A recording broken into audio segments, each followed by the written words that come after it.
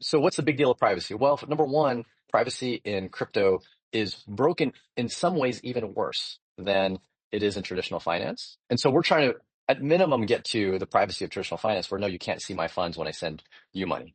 That's pretty much unacceptable from a security point of view, not privacy, from a security point of view. So why should you care about privacy? Number one reason is because you should care about your personal security and the security of your money. This is an audio recording of an X Space courtesy of thecoinrepublic.com, the go-to place where you can keep up to date with what's happening in the crypto space. Tokenmetrics AI analyzes millions of data points to uncover hidden gems, delivering buy and sell signals you can trust. Our AI spots tokens before they moon, helping you stay ahead in the fast-paced crypto world. Join tens of thousands of investors who have taken their portfolios to the moon and beyond. Welcome to the Crypto Pulse Community AMA with Paul Puey of Edge Wallet. Now, this is hosted by the Coin Republic, and I am hosting this.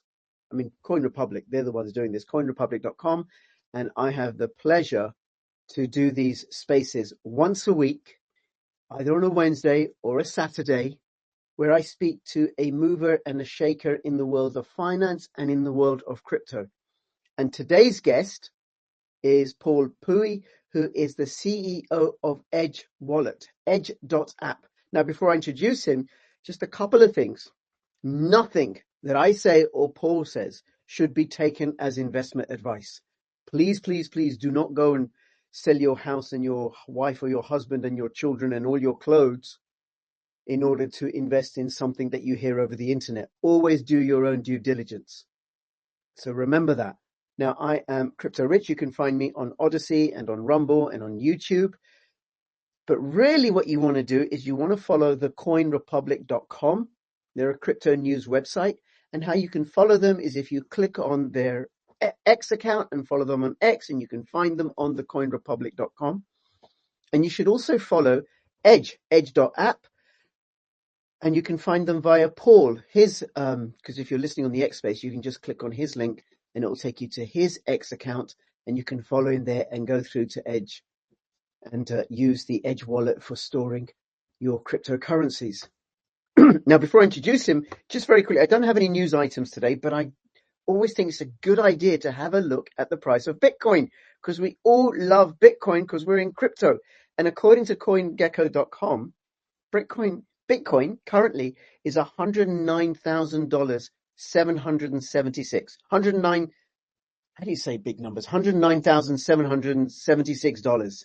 And it's gone up 0.6% in the last 24 hours. So it's all looking very good and healthy. And the all-time high is just under $112,000. So we're not close. We're not far from the all-time high. So watch out for that. Now, Paul has joined as a speaker. I'm going to be introducing him in a moment. And just to say to Paul and everybody else here, because this is audio, there are no visual clues. So I may interrupt Paul and he may interrupt me. And so Paul, please unmute yourself. It's so good to talk to you. I remember you and I recorded a video many years ago, and we said, oh, we should do this again. And we never did for many years. Hey, Paul. Hey, how's it going, Crypto Rich? Yes, it definitely has been a while. So I remember doing that video and actually meeting way back, I think pre-pandemic years and whatnot. And so glad to be on the Yes. show, glad to get, a little bit exposure through Coin Republic. And so appreciate your time. Yeah, not at all. And thank you for making yourself available to have this conversation. And this conversation, this X Space will appear on the Coin Republic Twitter account, and it'll also be at some point appear on my channels if people want to catch up later. Okay, so Paul, do you want to start by introducing yourself briefly and then saying a little bit about Edge Wallet, edge.app, and then we'll get into that? Yeah, hi everybody. My name is Paul Puey. I'm CEO and co-founder of Edge. I'd say I've been knowledgeable of the existence of Bitcoin since about 2013. Didn't become a founder and entrepreneur in the Bitcoin cryptocurrency space until 2014. Actually, very soon after I discovered it, I felt like we needed to build something in this space specifically to drive mass adoption of self-custody and privacy. We've been focused on that since day one. Our original app and company name was called Airbits. We were focused on payments. I mean, we wanted to really promote the use of Bitcoin as a payment mechanism. We had a built-in merchant directory inside of our app, as well as an integrated wallet that had NFC and Bluetooth payments. It was Bitcoin only at the time.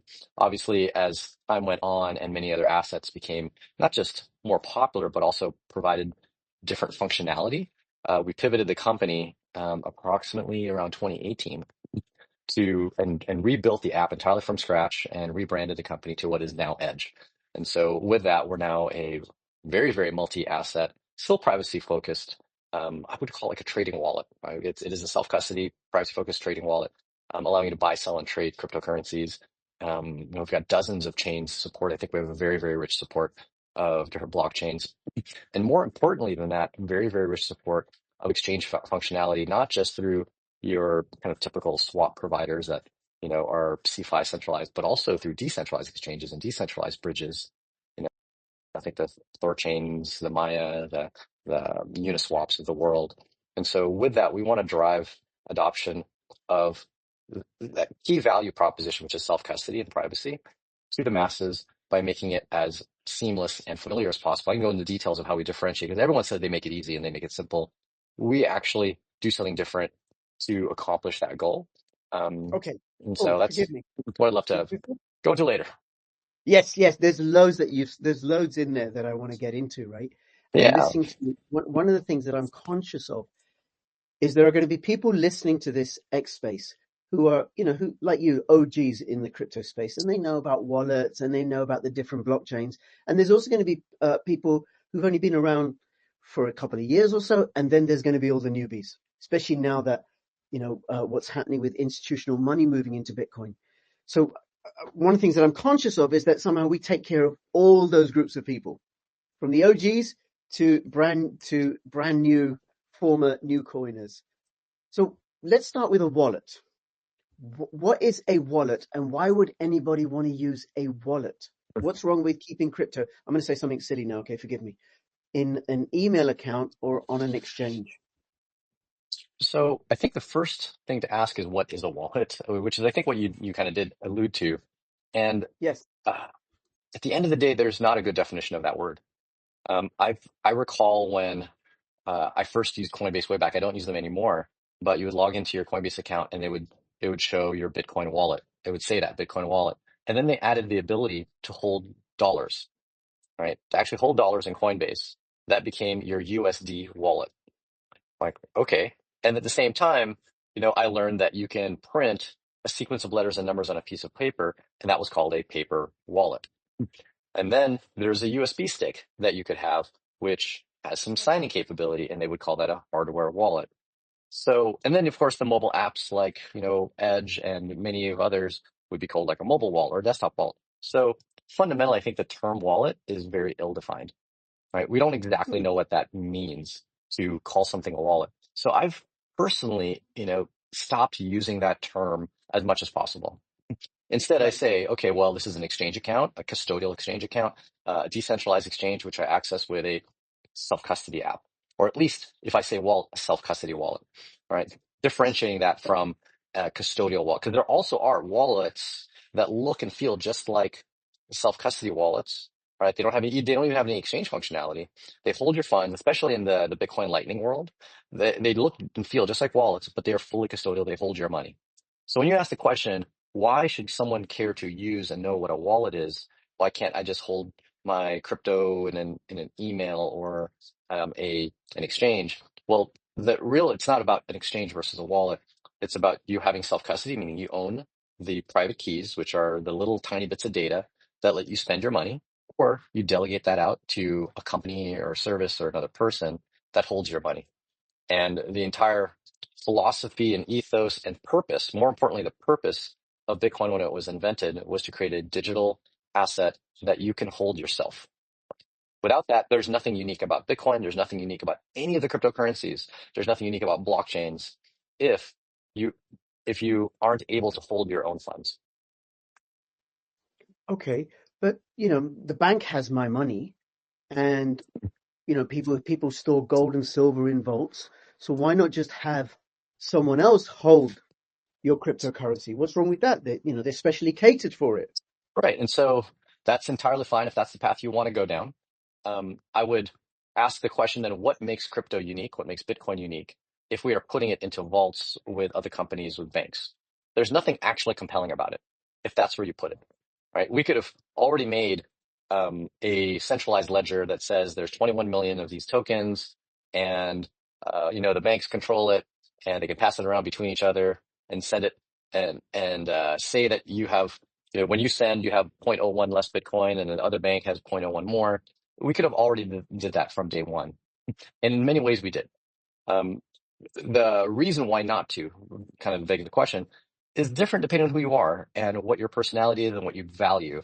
So for a lot of people that at least I resonate with and I interact with, they value things like privacy, financial sovereignty, meaning, and what does that mean to be financially sovereign? Meaning you have control of your money.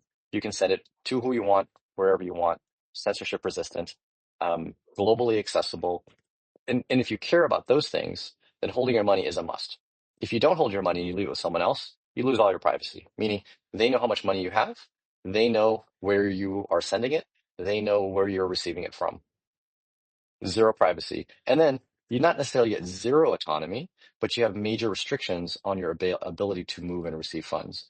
Just search on the internet for people that say, I cannot withdraw my money off Coinbase, right? Or they're only letting me withdraw $1,000. But I've got $100,000 in there. And if anyone, has been in crypto long enough, you know that many cryptocurrencies can and generally do go up in value. So what might be $1,000 today could be $100,000 tomorrow. And suddenly you are restricted from pulling out that full amount. So that financial sovereignty, that control, is the biggest reason to custody yourself, cryptocurrency. And like I said, it's the number one thing that makes crypto Bitcoin unique. Without that, there's nothing unique about it compared to dollars, gold, and everything we had before. Yeah, absolutely. And again, there's some of the stuff you said that we'll get into later, right? But one of the things I would add is with the risk with keeping your cryptocurrencies on an exchange is that the exchanges get hacked, exchanges they disappear with the funds, they get closed, they get captured by regulations. Paul, you may remember BTCE Oh yeah, or CRIPSE. for sure. Yeah, I was I definitely had around that time. Litecoin. I had Litecoin in BTCE and CRIPSE. Gone, Oh, and that probably was gone. Litecoin when it was worth a lot less. A whole lot Back less. back I in had those days, Bitcoin. I don't think Litecoin broke like $4 back in the days of I could be It wrong, I was can't remember. cheaper than that. But It was cheaper than that, right? yep. But yeah, who knows what happens? They ran off with the funds, maybe, right? Or regulators closed them down. So the whole thing about cryptocurrencies is that I'm responsible for them. It's mine, and I don't have to trust anybody else. They are trustless and they're permissionless, and like you said, censorship resistant. I'm in the United Kingdom, and we're getting more and more aligned with the European Union, and the European Union have announced that they intend to make, this is so funny, we won't get into this, right? But just to get the atmosphere and why self-custody is so important, they're going to make privacy cryptocurrencies illegal. Right. Okay, that'll work. Yeah. I mean, they can definitely impart frictions on owning and holding private cryptocurrencies. It's gonna, it's gonna Yeah. be tough for them to accomplish the goal of what they're trying to actually accomplish, which is, I'm certain the goal to them, or at least the rhetoric behind it is, we want to stop, bad actors, malicious intent. But at the end of the day, you will stop none of them, but you will definitely stop a lot of well-meaning users from being able to utilize private cryptocurrencies. But the bad actors, Yes. there's a will, there's a way. It's just like they're saying, hey, we're gonna make guns illegal. Well, you still have shootings in the areas where guns are illegal. Or when there's a will, there's a way. And so I think it's Absolutely. reduce the need or the will to want to do those things is better than trying to squash the tools by which these like what would be deemed malicious actors are able to accomplish their acts. Yes, and when you say malicious actors, I think of the European Union and the British As government. malicious So actors, on yeah. my channel, I do a lot more political videos than when you and I recorded a few years ago. Oh yeah, And I've one of heard. the things that's happened, I've noticed your rhetoric, and definitely, I've definitely been aligned with a lot of stuff that I've seen come from you, Rich. So yes, it's a whole rabbit hole we could go down. yeah, perhaps one day, perhaps on another space, right? But definitely in the UK and the European Union, given that they're so bankrupt and they're facing monetary collapse, they are going to want to seize wealth wherever they can. So they are the malicious actors that we're going to have to watch out for. Now, taking it back to the wallet, right? Because so the Edge wallet is a self-custody wallet. I hold the private keys. How do I know that you don't have any secret backdoors or anything, or that it's not centralized, that it is truly decentralized? What's the guarantees that a user of your wallet has? So I'll say this first of all is that there's no such thing as like fully trustless, and there's definitely no such thing as fully decentralized, right? Like I don't even know where the line in the sand is with respect to quote unquote decentralized. And so we kind of quote ourselves as being a self-custody app. Now, there is levels of centralization, decentralization, and self-custody, and centralized services that come together to put an app into a user's hands, right? In order for you to just simply put an app into at least the iOS App Store, you need to have an organization. There has to be an organization. Apple requires it before you can submit an app into the App Store. And with that organization, you have, admittedly, some level of centralization. So I'm going to start off with the bad. Well, what people consider bad, which I don't think is generally bad, but I think it's just the talking points that would criticize an app in the App Store and how quote unquote centralized it would be. So we as a team at Edge are, in a way, an organization. We're a company based here in the United States. We write the app. It is open source, so that gives a much higher level of transparency to validate that our app is doing what we say it's doing.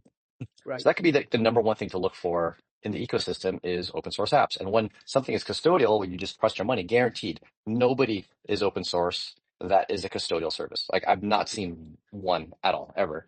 Now, from the viewpoint of non-custodial or self-custody apps, where you run the app, you hold your keys, you transact, there's various levels of, well, is it centralized? Is it not? Blah, blah, blah. And the one thing that a lot of people may criticize even Edge, right, is we have the mission of driving adoption of crypto to the masses, even the people that don't want to be bothered with the difficulty of key management, difficulty of trying to achieve privacy. And so with Edge, your keys are encrypted on your device, but they are backed up to our infrastructure. But they're backed up after they're encrypted, not before. And the login credentials you create in Edge are encrypted and hashed. We never see them. We don't actually know what people's usernames and passwords are, but that's what encrypts and backs up the keys. So there's both a level of self-sovereignty using encryption, meaning encryption on your device, but there's a level of what people would criticize as centralization, in the sense that the backup of that encrypted data is with Edge. And so the blend of that, though, is both the ability to control your funds, and you see your keys. You can see your keys if you want to. You send transactions yourself, but at the same time, a much more forgiving user experience. So if you were to lose your phone, if you were to, break your phone, lose your phone, you simply log in. As well, if you were to put your login credentials in a very insecure place, like what's the common rhetoric? Oh, underneath someone's keyboard. It's a terrible place to put your password, but people do it. Some people reportedly done that, and you didn't use a password manager. Facebook account. Yeah, you put your login into your Facebook account, or you reuse the same password with LinkedIn. So if you're to do any of those, generally speaking, poor security measures, you're still secured because Edge can do things like rate limiting and also IP validation, two-factor protection on those credentials. If you were to just simply write down your master private key, those 24 words, put it in a bad place, and someone sees it, your money's gone. It's gone. There's no extra level of security that you can apply to that. Other than that, where did you put that backup? And so this is where the blend and the hybrid that we've built tries to give the best of both worlds, where yes, our users control their funds, but we're much more forgiving in case they've done something poor from the viewpoint of their normal security practices, which when you throw 24 words at somebody that's never used crypto, they're almost certain like, I don't know what to do with this. Where do I put it? And I personally don't even know where I would put it. Like I don't have a 24-word C that holds any substantial amount of money. It's all just play money to try out different apps. And so getting back to your original question, right, which is about the wallet and the security point of view. Yeah, we're trying to find that balance, and I think most of the industry should as well. Okay. Now, so the data, so all my login credentials is encrypted before it gets stored on your server. So if somebody comes along, grabs those servers, or says you have to have the information, it's completely useless because it's just gobbledygook. But is the process by which it's encrypted, that coding, is that open source so that people can see, okay, there's no backdoors here, there's no ways that they're secretly copying it? Yeah, so that everything is encrypted on the device, and that entirely is open source. I'll be the Right. first to I'll be the first though to always point out where people should be aware of the kind of security model that they're given. And so if someone were to gain access to encrypted data, whether it be on your device, like get access to the data on your device, or if you backed up your phone somewhere, that encrypted data isn't 100% useless. They could try to brute force it, meaning they could try to guess the login credentials, right? That's something that they could do. Same thing if they were to get access into our infrastructure. One of the things that we do to ensure that that is a very difficult thing and not worthy of the time and effort is, number one, we employ very, very strong encryption, which is what's called like password hashing, so that just trying one password is a high amount of effort. However, if they happen to know it, they could possibly get in. So obviously, we do encourage people to have strong passwords when they're using Edge. And second, another thing we do is we don't collect personal information. So we have millions of what I'd call like a locker. You walk into like a locker room, you see like, a few dozen lockers at the gym. Well, we have millions of them, and each one of them has a different combination lock, right? That combination lock is the password that someone uses for their account. The difference is you can't see what's inside. That is a very, very important piece of our security. You don't know what's inside all of these lockers, and you don't know who owns them either. So that's a very valuable piece of security is when there's millions of lockers, you have no idea what the value is inside any of them, and you don't know who owns any of them, so you can't try to target people who are high value. The effort to breach the system goes up exponentially. And that's what we are partially relying on. We layer the security is a system of layers, and you layer one piece over another over another. And so, if no one breaches our system, we have layers such that it's hard for them to get in, right? Like CAPTCHA, two-factor IP validation. And even if they were to get in, it's like, well, which account is what? Which one has any money?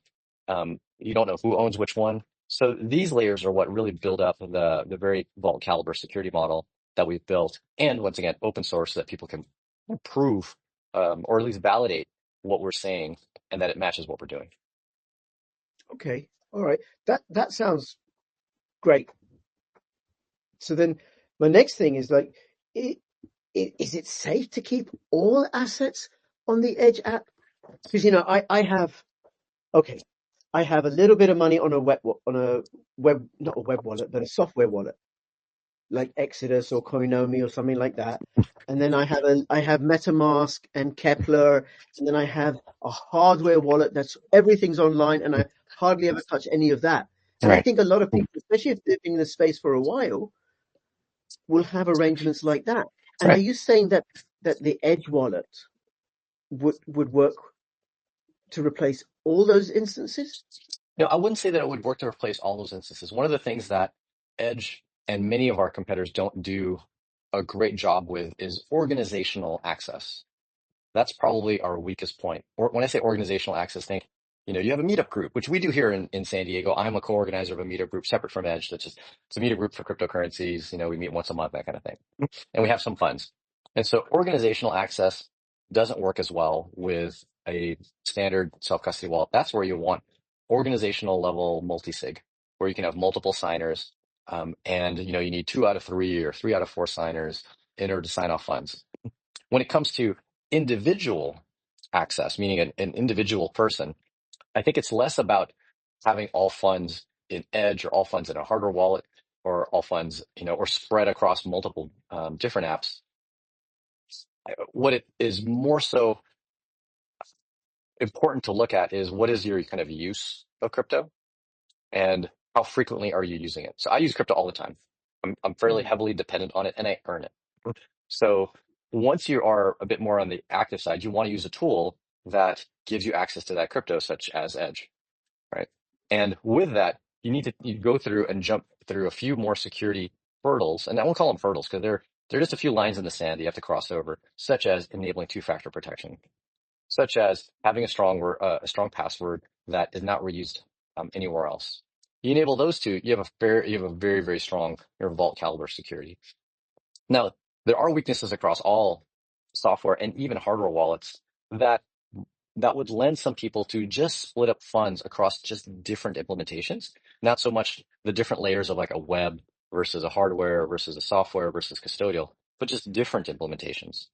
And the incentive in doing that is simply because the software that every developer builds isn't just the code they write, but it's the code that they depend on, right? These are called dependencies or software development kits, SDKs, software libraries. And while as developers, we can do as best we can to audit and verify that those libraries are sound and secure, it's impossible to audit every line of code that you're dependent on. And so there could be an exploit in some code that people depend on. And this, like I said, all wallets that can make a transaction are actually software wallets. And so people would say, oh, hardware versus software. There's no such thing as a pure hardware wallet. All hardware wallets are hardware that is built that can do with software in it that only is a cryptocurrency wallet. Like there's no other software on it. But don't get me wrong, there is still software in there, and that software is still built like software that has dependencies on other people's software and other SDKs. So it still has that potential. It's just a much lower chance of the dependencies and toolkits having an exploit, but there is a chance that it has one. So I think the distribution across multiple implementations is something people consider if they have a very large amount of funds relative to their net worth. And that's another question. People say, well, how many dollars should I put into a software mobile wallet? Versus, I say it's not about number of dollars. Like I know people with, millions, if not tens of millions of dollars in Edge, but I happen to know that they're probably worth in the hundreds of millions or billions of dollars, like their net worth. So for them, that's a small portion of their net worth. And so I think it's a net worth question, 5%, 10%, like, and once again, not financial advice because this is super argued, but many people say, okay, 1 to 5% of your net worth, sure, in your normal spending application. That could be all your crypto, or that could be 5% of your crypto. Just depends how deeply in crypto you are, right? And so there's a lot of variables there. I don't want to guide people down a definitive, absolute answer. I know that there's many people where their entire crypto net worth is an Edge, and they feel very comfortable doing that. I as well have all of my crypto net worth in Edge, right? So I put my money where my mouth is. Not that I'm worth a ton, right? And so I'm still working, right? And so although I do love what I do, so there's a bit of a balance. And I think, but to get back to your point, like what are the different cases? The number one case that is a weak point across Edge and a few other similar apps is multi-sig for organizations. That I think is one of the biggest things. Yes. Okay. And the thing about organization, this is a slightly clumsy segue, but it's an important segue, which is there's a feature that you've got, a decoy feature in the Edge, in the latest version, the duress mode, which is a little bit organization, but for a different purpose. Do you want to say what that is? Because that sounds pretty cool. Yeah. So this one's less about security for an organization and more about security for the individual. And so duress mode addresses the issue of the $5 wrench attack, where it's like, here's a wrench, someone comes up to you on the street and says, unlock your wallet, right? So they can steal your crypto. Obviously there's multiple ways to unlock Edge, but one of the most common ones is the PIN, right? You enter your 4-digit PIN that unlocks your account. Well, in Edge, you can set up now 2 PINs. One is your regular PIN, which all accounts generally have, and that can unlock your account. Or you can also set up a duress PIN. And so the word duress comes from being under duress, which is you're being under pressure to do something against your will. And so the duress PIN will unlock a sub account. So you have a main account and you have a sub account. The sub account, you can create wallets in that sub account and actually use those wallets for normal day-to-day spending and have smaller amounts in them. Smaller, once again, is relative, right? For average person in the UK and the US, smaller could mean $200 to $500 of spending money that they use when they go to a meetup or whatnot. So that can be your smaller funds. And then the larger funds can be in your main account, which are not visible in the duress sub account, right? The duress account wallets are visible in your main account. So you can actually use these smaller wallets for normal day-to-day use. They show up in the duress mode, but all your larger accounts don't. And so what we're doing here, it kind of addresses that earlier topic we talked about, is we're trying to make a software mobile wallet self-custody app more useful for larger funds. Because for some people, they might, their day-to-day could be a larger amount of money that they're actually spending. They're buying first class plane tickets to Dubai, which easily can cost like $20,000, and you literally could do that with crypto, especially Bitcoin. But not feel uncomfortable walking around with that on their phone because they have duress mode to protect those funds. That's at the heart of what we've built, and it's something that's been asked for quite a number of years. It took us a while to figure out the architecture of how we can do that elegantly, especially given our accounts system. And there's definitely many pieces of it that we aim to improve over the future. But for now, that actually it's deployed, it's live. We invite people to give it a try and definitely send us your feedback. That sounds amazing. And is it so? Let's say that my real account has the password, has the pin 1234, and then these are terrible pins, by the way. Sure. And Which then is, don't use these pins, by the way. don't use these pins, and these aren't my real pins, by the way, right? All right. And the duress one is 0000, 4 zeros. Another terrible All right. pin. Not my pin either. Yep. So all I would do under duress is just tap in the duress pin, and then it automatically chooses and takes me to this small amount account. Absolutely. That's exactly it. And the Wow. account should look and feel exactly the same and be indistinguishable, to the person, the quote unquote, the attacker. When I say attacker, I mean whoever's putting you under that duress. And, we've heard that people want this for that, once again, that $5 wrench attack, but also for the sake of security of funds when doing things like crossing borders. Where some people are asked to unlock their phone and then they worry about the security of their funds if they unlock it and it shows a large amount of funds on there. And once again, large is relative. It could be $1,000 for some people, it could be $1 million for others. And so this is useful in multiple different scenarios. And so I'm glad we finally got this one out the door. And once again, please, we invite you to give us some feedback on it. We, because we're so privacy focused, we don't track, actions inside of our app. And so we need to actually get feedback from real people to tell us where they feel like things need improvement or whether or not we're on the right track. That's incredible. I like that very, very much. That's really, really useful. Cool. Okay, because I think as Bitcoin goes up in value, people are going to go to where the money is, Yep. and increasingly is going to be in self-custody wallets. Yes. Yeah, definitely need to be. We want to make sure self-custody is something that people can feel safe in using. And this is a Yeah. nugget piece of that. Ironically, this in some ways does not exist for custodial services.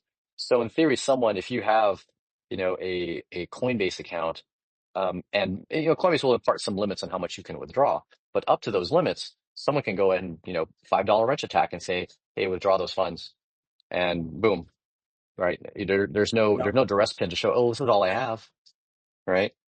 So I think this is something that I like the fact that we're leading the way in the self custody space, and that even the custodial services haven't implemented this yet. Okay, very good. All right, that sounds absolutely great. And then I've seen on your website that it's available on iOS and Android, but there's also a web version. Is that right? Or a software version? There isn't a web version of Edge, the full Right. application. But one little lesser known secret, not really a secret, but we just don't advertise it much, is that Edge is also a software development kit, a platform that can be used to build other apps. That software development kit does work on the web. So you can build web apps that utilize Edge's kind of login subsystem and key management, and also utilize all of the Edge blockchain code that we've implemented to be able to send and receive and swap and use decentralized exchanges. All of that code is built as a software development kit that can be used in other apps, and that works also on both mobile and on the web. Right. So that's the only current web presence, although it is a much asked for feature for us to implement at least a desktop version of Edge. So that doesn't exist as far as a native desktop version, with the exception of anyone on a newer Mac. When I say newer, since like 2021, right? So M1, M2, M3, M4 Macs, all of the Apple Silicon Macs can actually run Edge on the desktop. It's basically a small iPad version of Edge, and you can download it from the Mac App Store if you search for the iPhone apps. And as many people know, you can actually run a lot of iPhone apps on a MacBook. And Edge actually runs great. I was very impressed. We made no effort to make it a desktop app, and it just works. And all the gestures, like the scrolling, dragging, swiping, all that work really seamlessly. I use it all the time. Yeah. I use it all the time. It's actually, it's motivated me now to actually build a more native desktop app for all the people that are not on an on a Mac M1 through M4, all the Windows, I'm sorry for all you Windows users. I'm hoping to dig you out of hell, but Windows and Linux users. So, um, so we kind of have a desktop app, but barely. Okay, all right. Then my next question is about the exchanges, because there are, some of the other mo other wallets Mhm. which are kind of similar to yours, and I don't mean to disrespect any of them, right? Exodus or Coinomi, um, they have able to do exchanges and swaps within them, but you go to decentralized exchanges.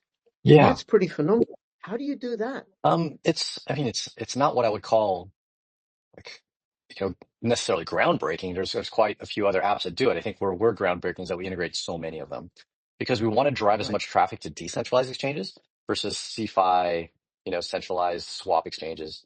And so how we do that, I mean, we definitely have an architecture that is much more modular so that when you integrate like a Thorchain, it's not too hard to add a Maya protocol or a LeFi DEX aggregator. So, we've got a great, software architect, lead architect here, one of my co-founders, William Swanson, that put together a lot of the code base and architecture to enable this more pluggable modular architecture so that we can extend both by adding more assets as well as adding more exchanges. And you'll notice that difference. You mentioned Coinomi, and not to throw them under the bus. If you were to try to do exchanges in Coinomi, you're noticing that each exchange looks like it's bolted onto the side of the app as opposed to being integrated into it. It's like, okay, I want to use this exchange. And then you then have to go and see what prices there are for that exchange. And then Yes. if you're like, well, is there a better price at a different one? You have to like back out, choose a different one, and then see if it supports the asset and what the price would be. Whereas with Edge, it's all integrated as these modular plugins, and we search for the best price across all of them. And then and also search as to whether or not they even support the asset and then provide the best price and let you override that and also let you choose. I prefer decentralized exchanges versus centralized, which means so long as the decentralized exchange can provide a quote, they will be preferred, even if the quote isn't as good as a centralized exchange. Because some people are like, hey, I don't care if I'm going to pay a little bit more. I want to go with the DEX. And there's many Yeah. reasons for that. Many people don't realize even though they might be using a non-custodial swap exchange, if it's centralized, they could be mandated to do spot check KYC, meaning they look at the source of funds or the destination address. If it looks sketchy, or if the funds from 3 hops ago were involved in a theft, they may have to freeze the funds, ask you a whole bunch of questions. And it's not that the user of Edge or one of our competitors is even a malicious actor. It could simply be that they got caught in the crossfire, where sure there were funds stolen, it then got swapped at an exchange and then got withdrawn to exchange to an Edge user, and then that Edge user then tries to swap, or a Coinomi user, Edge Coinomi user tries to swap, and then those funds look tainted. This is especially a problem with transparent blockchains like Bitcoin and ETH. And so even if you were a well-meaning user, you may have gotten tainted funds, not realizing it. And then when you try to do the exchange, those funds get frozen. That doesn't happen with a decentralized exchange. Right? With a decentralized exchange, they're not connected. These nodes are not connected to um, any services that look for, well, what's bad or good funds. They are agnostic to that. And that's what crypto really should be, right? People can do good things and bad things with crypto, but it's about the tools being agnostic and neutral. So you want neutral tools, and that's what the DEXs are. We connect, God, geez, dozens of them. So invite people to give it a try. They'll find it a much better experience than something like a Coinomi, but they'll also notice that we have far richer DEX support. I think I don't even know if Exodus has any DEX support. I can't tell because they've hidden it under the hood of who you're really Yeah. using. But last that we had inquired, I don't know that they have any DEX support at all. And you definitely can't prefer the DEXs. So there's no way for you to say, oh, I only want to go through a DEX. And so I think we've got that definitely much better handled than anyone on the market. Okay. Now that sounds really good, and a constant theme from your speaking, it's in the background, and it's also overt, and you've said as much, is your personal commitment, I think, but also Edge's commitment to privacy.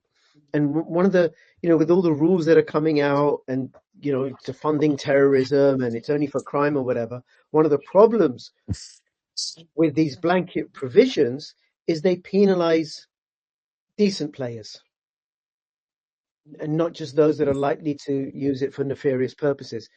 But apart from that, I mean, what's the big deal about privacy? And you know which cryptocurrency project I'm a volunteer member of, right? Oh, are I think you should covered it, right? you referring to like the different privacy protocols, Yeah, like the yeah. Well, I'm one of the volunteer crew at power Pirate chain? Chain, and That's right. they're one of the first projects on this Egg space when I started doing this, right? Cool, cool. But Yeah, what's the big deal? And I know they're on it's on Edge Wallet as well, yeah, which is a big deal for the Pirate Chain community when that happened. And thank you. But what's the big deal about privacy? I mean, yeah, what are yeah. you going to do? Cry something? Well, a few different angles there. Um, Number one, if you look at the privacy in existing blockchains that are not Pirate Chain, Monero, Zcash, and whatnot, the privacy is pretty poor. And I think the biggest example of where the privacy is poor is where it's even weaker than traditional finance. So traditional finance, I can send you a Venmo payment, and you know how Yeah, much I sent, I know how much I sent, but I don't know your balance, and you don't know my balance, and you don't know my transactions after that. You only know that one transaction. This is not true in crypto. In most transparent blockchains, which are 99.9% of them, if you send me some funds, you immediately see the balance of my, say, Ethereum address. And I immediately see the balance of your Ethereum address and all the tokens you have, all the NFTs you have, and all the tokens and NFTs you will ever have, and every transaction you will ever have on Ethereum. So someone tell me that that's what they want in comparison to a Venmo experience. Name anyone. Anyone raise your hand if that's like, oh yeah, that sounds cool, right? That sounds totally fine. And so, yeah, can I? That sorry, Paul, forgive me, but I can expand that. Anybody here, if you want to send me your email, send me an email, and let me know if it's okay with you if I then go into your email account and read all your other emails. exactly. Yeah, and vice versa Talking too, about, like, because you yeah. send them an email, they can read all of yours, right? Oh, okay. I'm not That, going to give that out my that's email address. that's kind of the analogy here. And so, so what's the big deal of privacy? Well, number one, privacy in crypto is broken in some ways even worse than it is in traditional finance. And so we're trying to, at minimum, get to the privacy of traditional finance where no, you can't see my funds when I send you money, right? We want to at least get to that level. And one of the big reasons, getting back to, we talked about duress mode, right? The wrench attack. One of the big reasons is why not prevent the need for duress mode in the first place? I'm here already, I'm promoting a feature we built, but I'm also promoting trying to avoid needing it. And one of the best ways to avoid needing duress mode is to make sure people don't know how much money you have in the first place, how much money you have, where that money is. And by transacting in privacy coins, you alleviate that. Like if I went to, not that, this is our future, but if I go down a dark alley, into this tiny little corner store to go buy something and I send them some Bitcoin, that store can immediately see and extrapolate quite roughly how much Bitcoin I have in a wallet. And walking back out that alley now becomes a physical danger just because I bought something at a store, right? They now know how much I have. That's pretty much unacceptable from a security point of view, not privacy, from a security point of view. So why should you care about privacy? Number one reason is because you should care about your personal security and the security of your money. I think that's a very reasonable thing. That's not a cypherpunk. You don't need to be a cypherpunk type of personality to care about that. You just have to care about your own money and your own physical well-being. Number one, there you go. Number two, which becomes a bit more ideological, but this is true and has happened.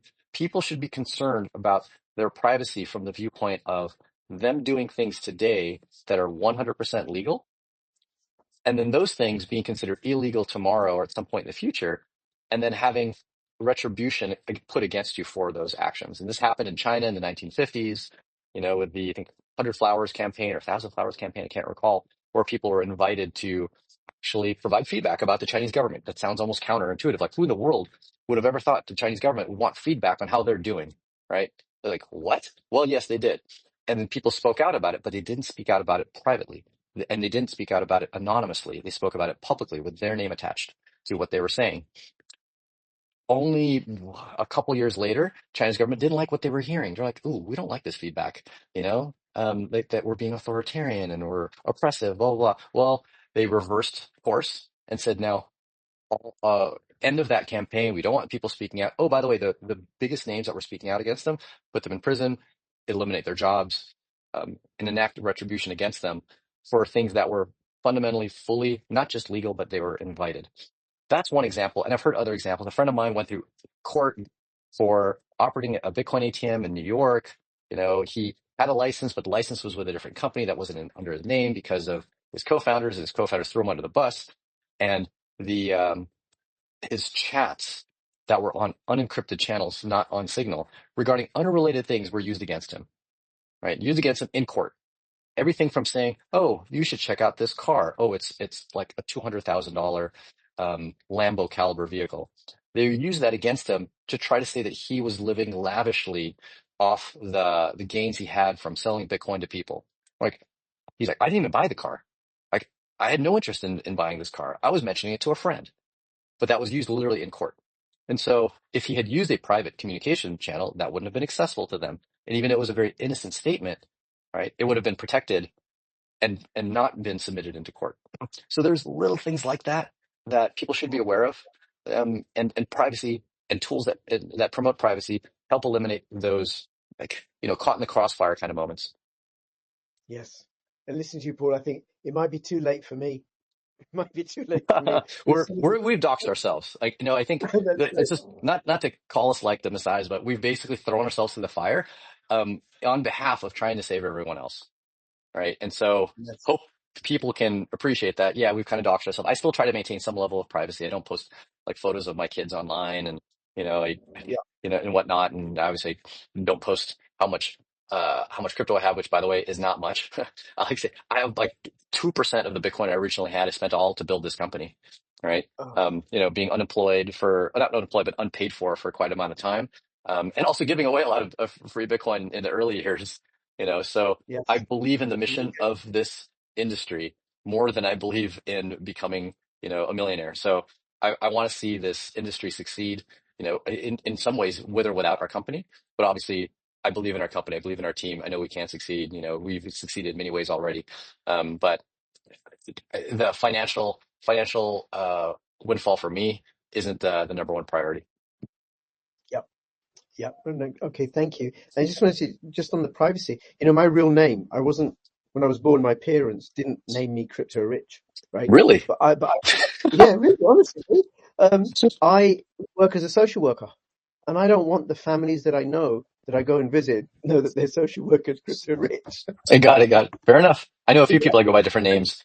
Yeah. And And so and the reason for that, but what it points to is this other thing about privacy that I think is really, really, really important.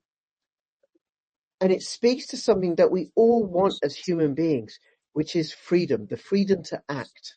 And without privacy, there is no freedom. None. If I don't have the freedom to withdraw from the public sphere, then I'm not free because I'm being forever watched. And the drive, certainly in the European Union and the UK, is for more and more authoritarianism, more and more micromanagement of our lives as a justification for extracting wealth from the people because they're facing monetary collapse. So then it becomes more and more important for us to use applications and services that preserve our privacy, like Edge Wallet, like Pirate Chain, like ThreeSpeak, a decentralized vlogging platform that were guests a few weeks ago. So I just want to say that without privacy, there's no freedom, none. no, absolutely. I think the ability to communicate between ourselves privately, to be able to have privacy and especially our monetary privacy, it's so important for both like our freedom and security. I mean, like monetary privacy, just ask yourself right now, like the next time you go to apply for a job, do you want that employer knowing exactly how much you've earned and exactly how much you've spent, over the past 10 years, or even a hint of it, not necessarily exactly, because that's a negotiation tactic, right? Without privacy, we don't have the ability to negotiate for our own well-being. And I hate to say it, the world is about negotiation, right? We negotiate all the time, and exposing everything about your personal or business life, like businesses negotiate all the time, and having a business that is fully transparent to all of its competitors and all of its even partners really is a detriment to its competitive advantage.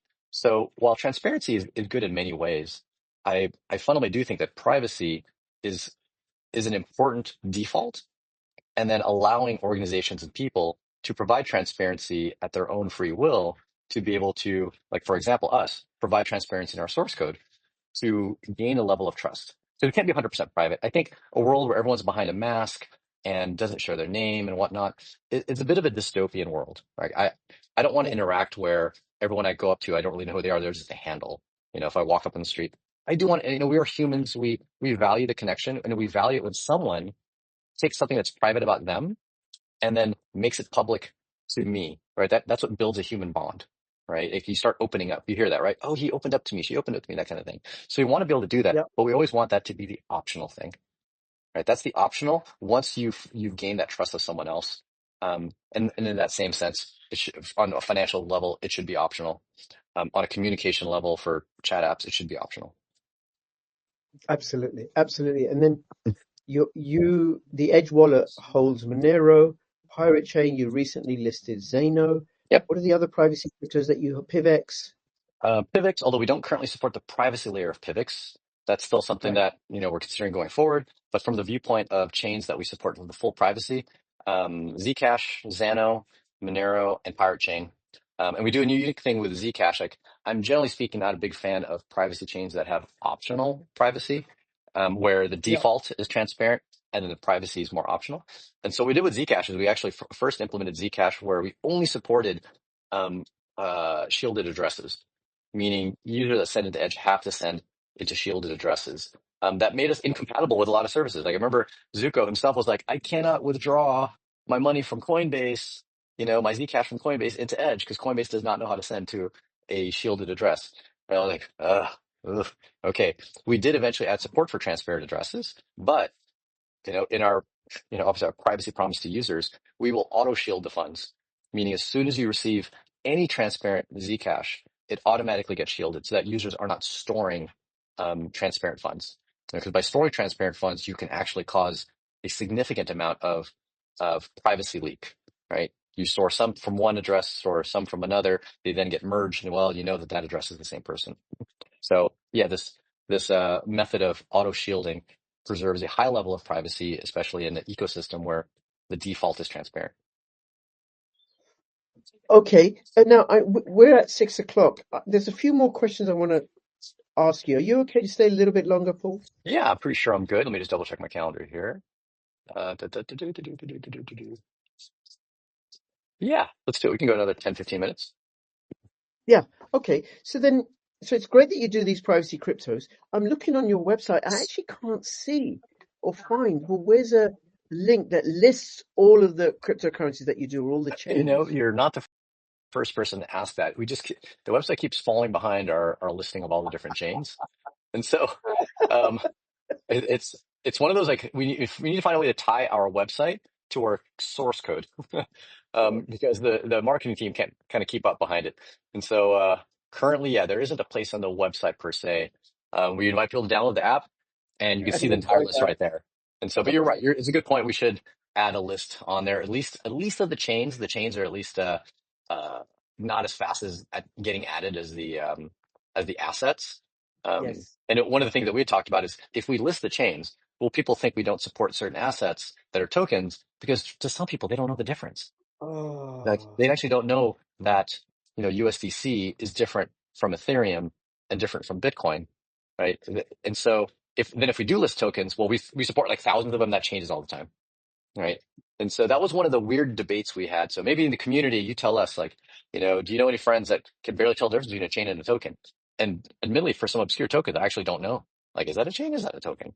And so we could list chains, but we don't want to scare people into thinking that, oh, they don't support, like, what was it, Fartcoin, right? And I really wanted to get Fartcoin, and Edge doesn't have it because they only have these 36 chains, right? So we wanted to build the infrastructure to be able to just search everything, and it ties into the exact asset list, not chains or coins, but the full asset list that we support. That way there isn't a discrepancy and people getting misled to thinking we don't support it. But for now, yeah, you got to download the app to find out all the different stuff we support. There's a handful of like asset chains at the very bottom of our website that are just mhm. some of the more popular that we've bothered to create dedicated pages for them. Well, this has fallen behind pretty drastically. It only shows Bitcoin, ETH, Litecoin, EOS, which we barely support now, Stellar, XRP, Dash, and Monero. So that one's very out of date. But That is thanks that for the is feedback. This is great. Thank you so much, Crypto Rich, because yeah, it brings back to our growth team and hopefully put something together that's at least uh, that a is little so more funny. informative. Yeah, because for me, if I saw straight away, oh, this wallet stores, I can use all these privacy cryptos, that would be a pull for me. And another thing that would be a pull, and I don't know if you do this, is whether yours is a Lightning wallet, and We're which not a different. Lightning wallet right now. Nope. Okay, So yeah, that okay, that we do not currently support. We've gone back and forth on whether or not we support Lightning. Obviously, it has improved privacy over Bitcoin, but with a lot of controversial centralization risk and yes, censorship risk than regular Bitcoin. And we've also tried to incorporate it via an SDK partner, and it didn't work very well. Like we could not send to some. I mean, the functionality of Edge is less about being a payments wallet, right? That was Airbit's, our original app. yeah, Edge today is more about being a trading wallet. And Lightning did not work with, at least the implementation through our SK partner. It did not initially work with one of the swap exchanges that supported Lightning. And I'm like, gosh, if that doesn't work, then what will? I think the routes didn't have enough liquidity, and people swap easily like 5 figures in Edge, right? So we see 100, 5, 6 figure swaps in Edge, and Lightning will completely collapse at those amounts. I've been told right, by Lightning developers, you really lose reliability above like $1,000. Like the reliability just plummets. So yeah, sure, for your coffee payments and whatnot. And admittedly, I went to a Steak and Shake over in Vegas during Bitcoin yeah, 2025, and yeah, I had to pay with Lightning. I had to use a different app to do so. Um, and that's great and all. And I would love, one of my biggest dreams is to reincarnate our original Airbits app, maybe rebranded as Edge Pay or something like that, as a separate app that's fully tuned for payments. Right, meaning you forget like the price up, price down. You get like one button pay, scan QR code, right? Make it super simple and easy. And that kind of app would definitively have to have Lightning, unless Lightning died by the time we built it. Um, but in the interim, yeah, we don't have Lightning support, and I'm still on the fence as to its long-term success. One thing I will leave with though is I'm very excited about the Bitcoin L2s that are coming out that could easily replace the need for Lightning and give Bitcoin far more functionality than it currently has. oh wow, I don't even know about those. The space is so much larger now than it was back in 2017. There's so much going on. There's far too much There's too going on, much. Yeah, which is why can't keep up. a little, a little plug here for the coinrepublic.com. You want to keep up with them. Um, okay, now how does the wallet is free to download, free Yes. to use, apart from transaction fees. How do you make your money? Just the fees for people buying, selling, and swapping, or staking as well. So we do support staking, or better than staking. I shouldn't call it staking. I should call it earning, because you can earn in multiple ways. One of which is staking, such as like staking ETH and Cardano, um, Filecoin, whatnot. But Hmm. those are the three main ways that we earn money. So we put a little bit of a spread. You can even see how much we make on the decentralized exchanges, the Thorchain and Maya, because those are actually very public. Those are public blockchains. So you can actually see the amount of money we make on those protocols, but not in the CeFi centralized services. Obviously, those aren't public on chain. And so that's primarily it. We do make a little bit of money on licensing out our infrastructure SDK. So other people that build apps using the Edge software development kit, those people would pay a license to Edge to be able to use our infrastructure that holds all of the encrypted keys, the backups, the synchronization, the two-factor protection, all of that. Um, that gets uh, put in as part of the SDK. So we make a bit of money. It's maybe like 5% of our revenue, not a whole lot. But yeah, it's really the swapping, buying, and selling. Okay, and does your wallet work with DEXs directly in the way that MetaMask and Kepler and Phantom Wallet and Yeah, what's the one? Edge supports Wallet Connect specifically. Not all decentralized apps or dApps support Wallet Connect. Many of them will support a plethora of different ways of connecting your wallet to what's almost always a website. Um, and so Uniswap works, Aave for borrowing and lending works. Although, admittedly, Wallet Connect itself, outside of our control, can be very finicky. There was one point in Mhm. time where Edge and 5 other apps I tried could not connect to Aave. And so, like, I don't know what's going wrong. And then the next day it worked. And so Wall Connect is one of the most finicky and I would call unreliable protocols I've run into in my time. And ironically, the EOS world, which almost nobody is using anymore, has a different protocol that is like, insanely reliable. I'm one of the board members of the FIO Foundation, FIO Yep. protocol. shameless shill. Love the protocol. It's hasn't been a great token investment, but I think the utility and functionality of it is great. It was built on the EOS system, so it's a fork of EOS, and so I occasionally have to go in and sign transactions for the FIO Foundation, and that the protocol that connects my mobile wallet to the website that creates the transactions is flawless. It just never fails. And so, um, will they answer your question? Yes, you can connect to these other dexes. The only problem, though, with cross-chain dexes is there's not a good standard by which you connect to different chains. So how do you connect to Bitcoin, right? Like the wallet connector, the connection for Bitcoin isn't well standardized. ETH is well standardized, but things like maybe Cardano aren't. So from a cross-chain DEX point of view, I don't think that the future is connecting your wallet to the DEX. I think the future is using the DEX inside of your self-custody wallet app and Okay. having it directly integrated. It's a much better user experience anyway when it's directly integrated versus, oh, I It, want to do a it swap, is. scan a QR code, sign, sign an approval, sign again.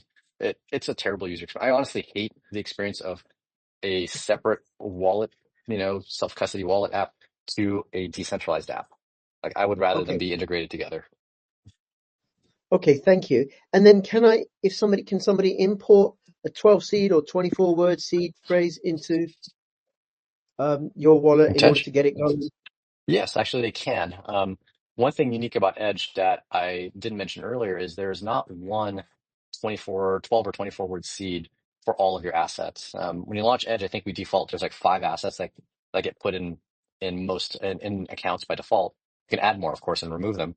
But each one of those chains is a completely different master private key. So therefore, you can Wow. actually add more master private keys and you don't have to do anything else.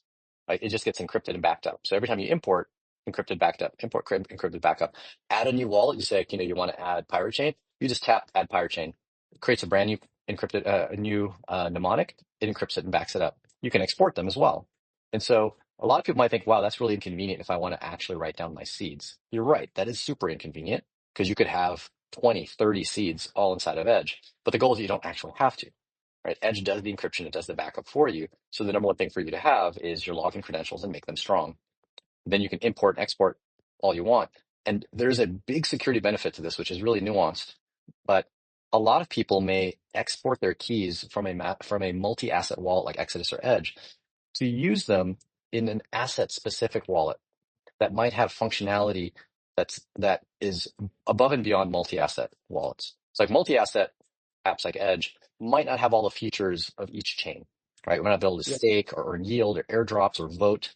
It's hard for us to support all the nuanced little features above and beyond sending, receiving, maybe staking, and swapping. That's kind of the base set of features you'd expect out of a multi-asset wallet. In contrast, like the voting, governance, all of that stuff, airdrops, forks, not generally supported. But if you were to export your key from, say, an Exodus and put it into, say, a Solana specific wallet, which this literally did happen last year or 2 years ago, there was a very Mhm. specific Solana wallet where people exported their keys, put it in there to do some Solana specific stuff. That Solana wallet had a major exploit and it was leaking the master private key out to the internet and people lost funds. Oh, But they didn't just lose their Solana. They lost their Bitcoin, their Ethereum, their Litecoin, their Dogecoin, Monero. They lost everything because the master private key was the same key for all assets. In Edge, if you had done that, exported your Solana key out to this Solana specific wallet, you would have only compromised your Solana because that key is not shared with your Bitcoin, your Ethereum, or Litecoin, or anything else. Right? If you were to do this without Edge, it would be super inconvenient. You'd have to manually create a different master private key for every single asset and manually back them up. And every time you add another asset, back up that new master private key. So that'd be more secure, but way, way, way more tedious than it would be with Edge. And so that's a long-winded answer to your original question. Can you export the key or can you import the key? Yes, you can import and export. But note, yes, they're all different keys, but that's okay. One account encrypts them all, backs them all up, and protects them all. I was going to say that one wallet to hold them all, Yeah, to we're like rule an them all, encrypted bucket. like Lord of the Rings. Yeah, Like, look, this is we're more wallets. Yeah, we're one big encrypted bucket and it holds all the different keys, what you import, what you create in Edge. And more importantly, what people don't realize, it also is the encrypted bucket that holds all of the metadata of the app, all your settings. When you go to settings and change settings, Edge doesn't know what those settings are. They're really all encrypted on the device, and then they're backed up and synchronized between your phones. So you log in on a new phone, you don't have to reset all your settings, right? With most wallet apps, you do, because the only thing you put into the new phone is the master private key, and that's it. And all the master private key does is get you access to your funds. But if you change the language, the asset, the display, what's the theme, dark light mode, all those settings you'd have to redo. With Edge, they're all encrypted and synchronized between your devices. And every transaction you make in Edge allows you to add metadata like a name that you sent the money to or received the money from, a category, some notes, and all of that data is 100% encrypted, just as strongly as we encrypt your master private keys, and then synchronized between the different devices. So we take the entire app, not just your keys, but the entire app, all the data in the app, all of that is encrypted so that no one can see them other than the user.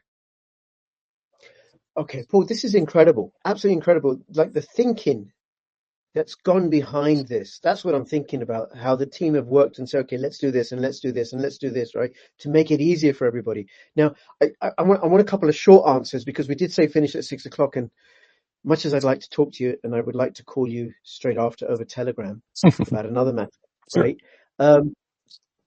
You offer live support so people can actually speak to or engage with a real live person. Correct. That we do. Yes. Okay. And anything else you want to say that we haven't covered that you think is important for people to know? No, I think we've covered everything that I could possibly think of at this point. And so I'll say that, if there's anything we didn't and the audience thought would be interesting to know, definitely, ask the question, shoot us a message. Edge.app, as you'd mentioned at the very beginning of the spaces, is the best way to contact Edge or me. Through our website, you can actually get my contact information both on LinkedIn and X, and as well, contact our team via our support channel, send us feedback. So I'd like to leave with just that main nugget, edge.app. If you don't forget that, you can contact us in many different ways, as well as downloading the app from a legitimate source. Yes. Okay, Paul, thank you so much. Thank you. For everybody who's listening, thank you so much. And, if people have missed this and your friends or family have missed this, they can watch out for it on the Coin Republic X account, but also it'll be on my channel at some point. Really, really appreciate it. And do check out edge.app. This is Crypto Rich and Paul Puey signing out. All the best. Bye-bye. Thank you. Bye-bye.